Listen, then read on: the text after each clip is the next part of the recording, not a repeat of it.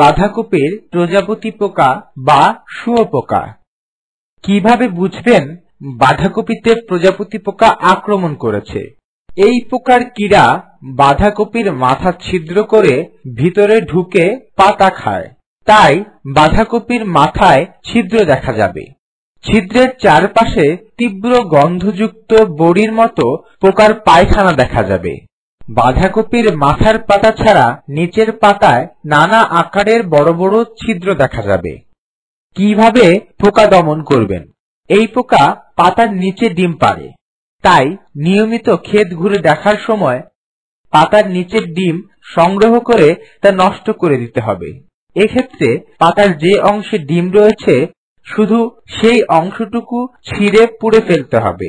সমস্ত পাতা ছিঁড়লে গাছ কিছুটা দুর্বল হয়ে যেতে পারে।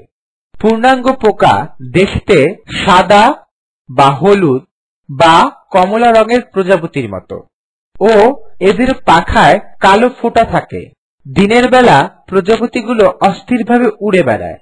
দিনের বেলা হাত জালের মাধ্যমে প্রজাপতি সংগ্রহ করে মেরে ফেলতে হবে।